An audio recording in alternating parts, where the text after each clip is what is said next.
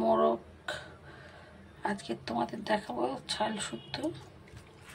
এটা দেশি মোরগ তোমাদের দেখাবো গ্রাম্য পদ্ধতিতে কি করে এই দেশি মোরগ রান্না করে, বাংলা পদ্ধতিতে কিভাবে দেশি মোরগ রান্না করে দেখাবো।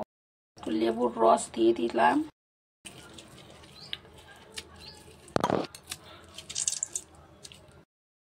একটু হলুদ দিয়ে দিলাম, ভেজে নিলাম। ভাজা হয়ে গেছে আলুগুলো, এবার তুলে নেব।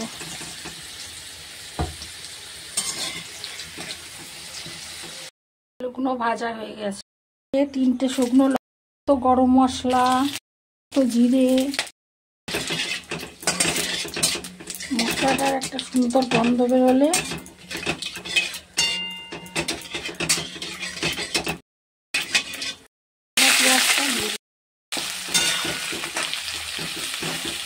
দুটো টমেটো কুচিয়ে রেখেছি দিয়ে দিলাম।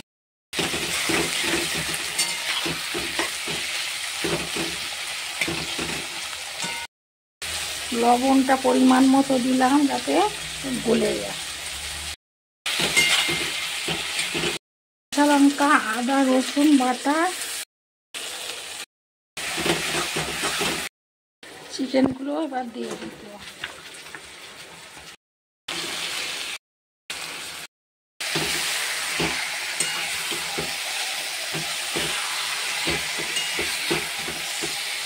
দেশি মোরগ তারপরে মটনের মতো সেদ্ধ হতে অনেক সময় লাগে। কাশ্মীরি লঙ্কার গুঁড়ো, হলুদ গুঁড়ো, লঙ্কার গুঁড়ো, ধনের গুঁড়ো, জিরের গুঁড়ো, সামান্য একটু জল দিলাম। ভেজানো মশলাগুলো দিয়ে দিলাম। ভেজানো মশলাগুলো দিয়ে দিলাম, লঙ্কা ও হলুদ, কাশ্মীরি লঙ্কাগুলো, ধনের গুঁড়ো, জিরে। মটনের মতো প্রেসারে না দিলে সিদ্ধ হয় না।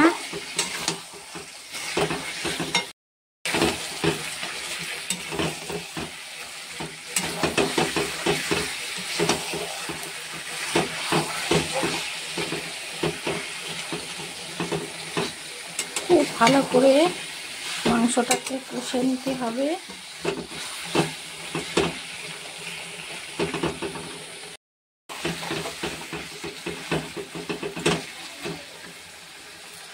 তেল বেরোতে শুরু করেছে, দেখুন চারিদিক দিয়ে তেল বেরোতে শুরু করেছে। মাংসটা তেল বেরিয়ে গেছে, এবার আমি প্রেসারে এটা দিয়ে দেবো। জলটা গরম করে রেখেছি, মাংসটা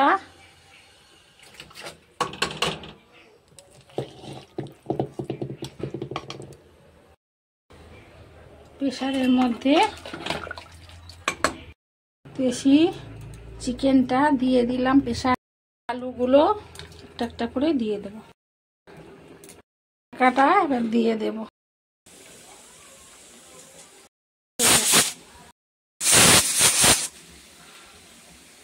হয়ে গেছে, বন্ধ করে দিলাম। দেখুন মাংসটা কত সুন্দর হয়েছে।